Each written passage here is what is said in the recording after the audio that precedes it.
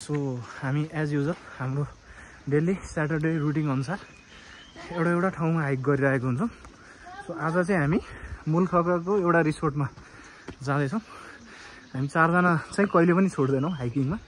So specially हामीलाई चाहिँ फेरि नेचरसँग एकदमै लगाव छ र हामी नेचुरल स्विमिङ पुल भनेर चाहिँ त्यहाँ बनाएको रहेछ।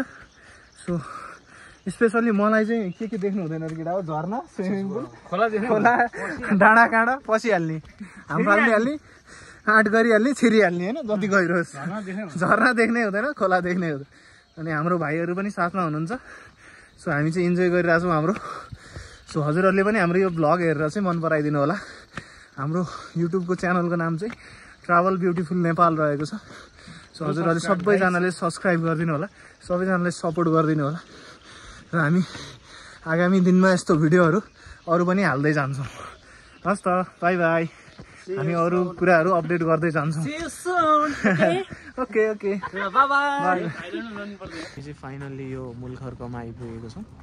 मूलखर्क चाहिँ एकदमै दामी रहेछ। अनि एउटा हामी रिसोर्टमा छौँ अहिले हामी है। रिसोर्टमा हामी यहाँ अब्जर्भ गर्दैछौँ र एकदमै रमाइलो रहेछ यो रिसोर्ट। हजुरहरू पनि आउनु सक्नुहुन्छ है। स्विमिङ पुल पनि छ। अब हामी एकछिनमा स्विमिङ पनि गर्दैछौँ। सो हजुरहरू पनि इन्जोय गर्ने। म भित्र लाँदैछु है त।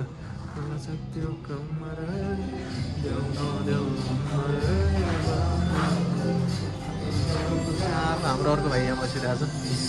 यस्तो यहाँ रमाइलो छ है। हजुरहरू पनि पक्कै आउनु होला, इन्जोय गर्नु होला। सिउसु अहिले खाना वेट गरेर बसिरहेको छ फुडको लागि।